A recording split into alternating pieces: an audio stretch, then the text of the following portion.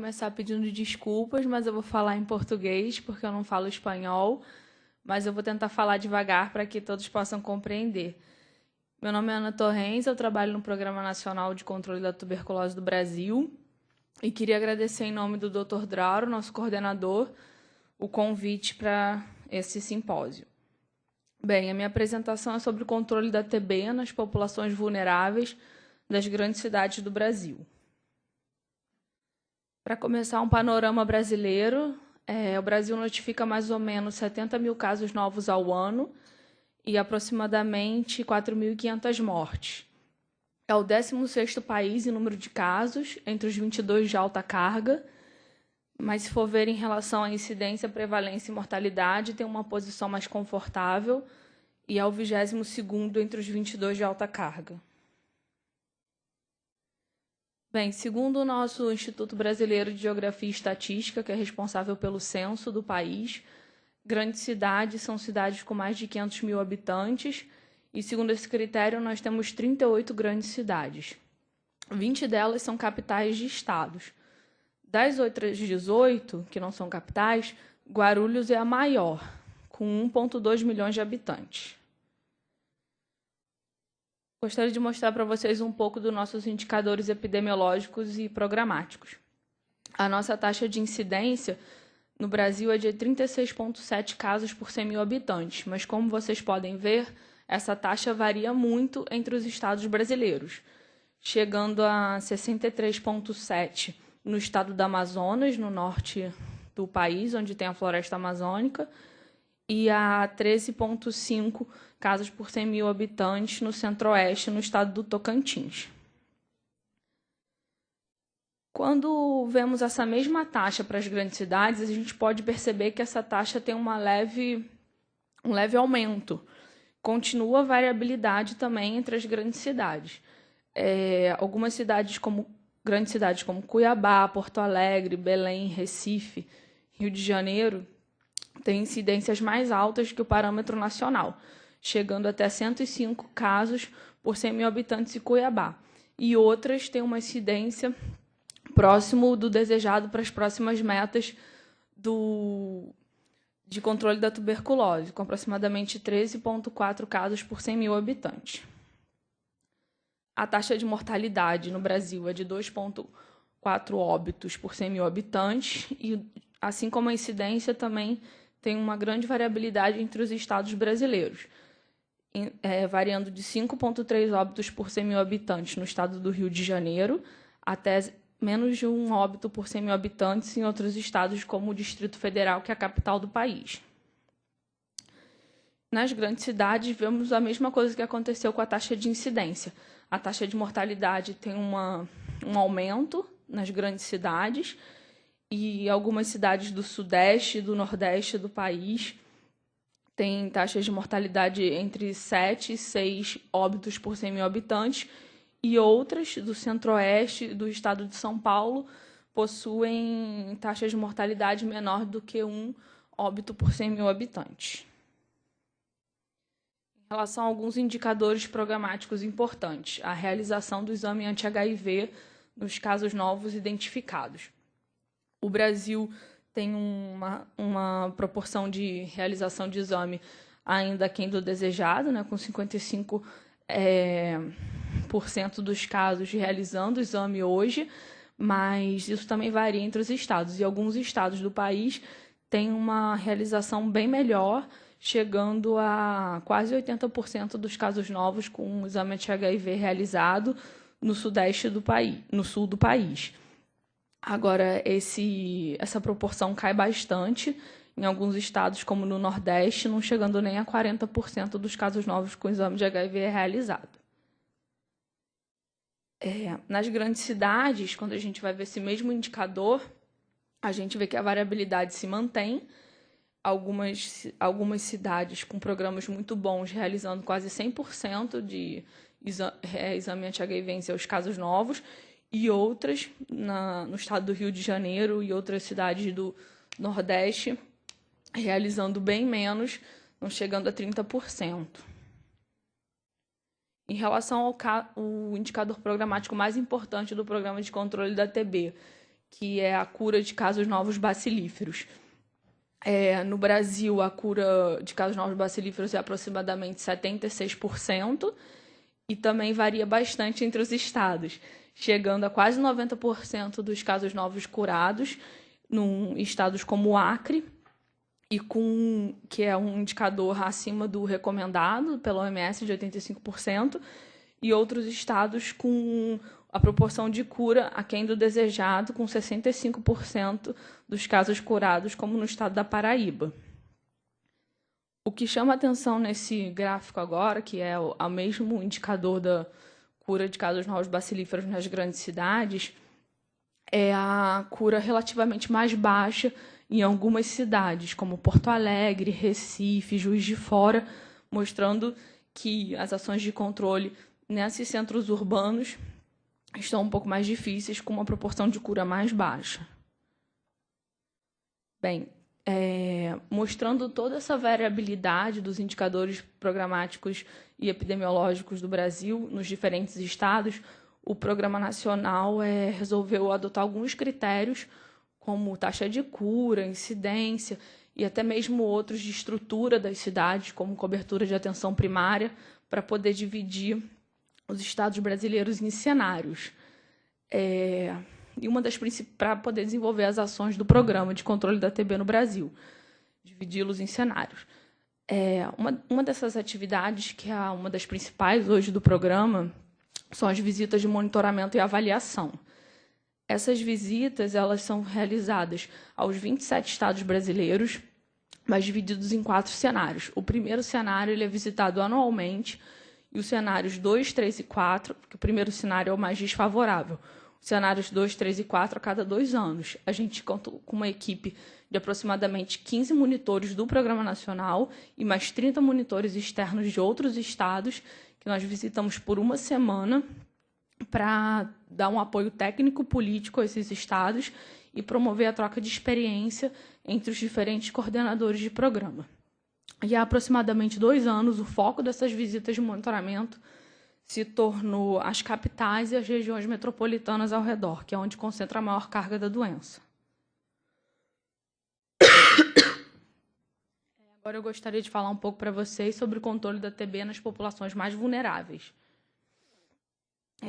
Pelo nosso sistema de informação, a gente pode perceber que algumas populações têm um risco mais elevado de adoecimento. A população negra, a preta e a parda, tem 2 vezes mais risco de desenvolvimento da doença. A população indígena, 4 vezes. A população privada de liberdade, 25 vezes. A população vivendo com HIV e AIDS, 30 vezes. E a população em situação de rua chegando a 67 vezes, segundo o estudo de Adorno. Apesar do programa já trabalhar, e os estados brasileiros, os programas estaduais já trabalharem com ações voltadas para essas populações há algum tempo, o Programa Nacional criou recentemente uma área técnica voltada para trabalhar prioritariamente sobre vulnerabilidade e acesso de algumas populações específicas, sendo elas a população privada de liberdade, a população indígena, a população em situação de rua e a população em situação de pobreza. Queria falar um pouco agora para você sobre a situação epidemiológica e algumas ações voltadas para a população privada de liberdade, em situação de rua e vivendo com HIV e AIDS. A partir de 2007, foi incluída no sistema de informação a variável população privada de liberdade. E, a partir daí, a gente pôde monitorar tanto a situação epidemiológica quanto as ações de controle. E a gente pode ver que esse número foi crescendo, até porque foi incluída a variável em 2007. E hoje, apesar da população privada de liberdade ser apenas 0,25% da população do país, ela representa 5% do total dos casos novos. Em 2012, foram notificados 5.128 casos nos presídios brasileiros. A taxa de incidência ela é muito mais elevada, chegando a quase 1.000 casos por 100 mil habitantes nas unidades prisionais, e varia muito também de acordo com os estados, chegando a quase 2.000 casos por 100 mil em estados como Mato Grosso e Rio Grande do Sul. E por esse gráfico podemos ver que a proporção de casos privados de liberdade no total de casos também varia bastante, porque alguns estados possuem unidades penitenciárias grandes, como é o caso do Mato Grosso do Sul, que 18% dos seus casos são privados de liberdade. Bem, algumas ações que foram desenvolvidas nos últimos anos, especialmente para essa população. Como eu já falei, a partir de 2007 foi incluída a variável privado de liberdade no sistema de informação. Em 2008 foi criado o grupo de trabalho para a TB em unidades prisionais no Ministério da Saúde. Com a revisão do Manual de Controle da TB em 2010, foi incluído um capítulo específico sobre ações de controle para as populações vulneráveis. Tem sido feito um trabalho de identificação de organizações da sociedade civil que atuam em unidades prisionais para se fazer parceria e promover informação e fortalecimento das ações de controle social. Desde 2010 estão sendo feitas oficinas regionais e nacionais de controle da tuberculose em prisões, com o objetivo também de se criar um plano de ação. As visitas de monitoramento e avaliação que eu já mencionei, elas são sempre que possível, tentam incluir o tema do controle da TB no sistema penitenciário, então são normalmente visitadas unidades e, quando não é possível, são pelo menos feitas reuniões sobre o tema. Tem se realizado cada vez mais capacitação sobre ações de controle da TB, tanto para profissionais de saúde das unidades penitenciárias como para os agentes penitenciários, que são grandes parceiros nessa ocasião. E tem sido feita a articulação, né, com o Departamento de Justiça para a revisão das diretrizes, para se prestar atenção no controle da TB, né, para as diretrizes de construção, ampliação e reforma dos estabelecimentos penais. Agora, em relação à população em situação de rua. Como vocês podem ver, eu não vou mostrar dados da população em situação de rua, porque essa variável não tem no nosso sistema de informação.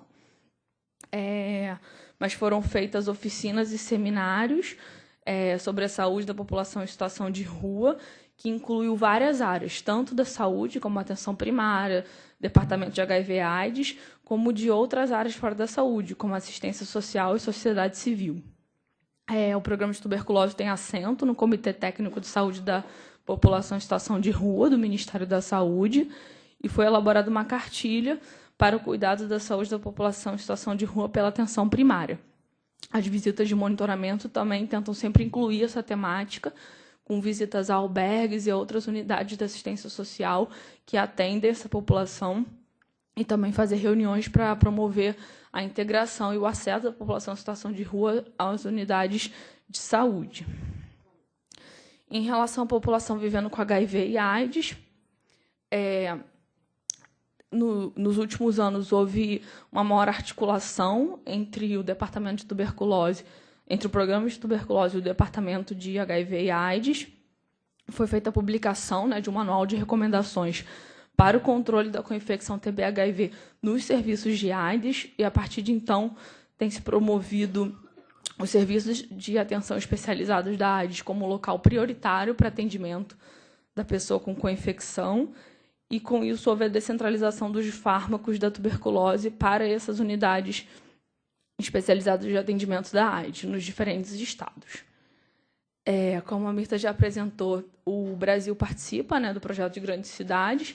As principais diretrizes são o compromisso político, né, tanto a nível nacional como local e regional, integrando as diferentes autoridades de saúde. Deseja-se realizar um mapeamento epidemiológico da situação da tuberculose nessas cidades, identificar as populações de risco, a partir também fazer um mapeamento do sistema de saúde das unidades de saúde existentes e adaptar a atenção que tem hoje às necessidades da população de risco.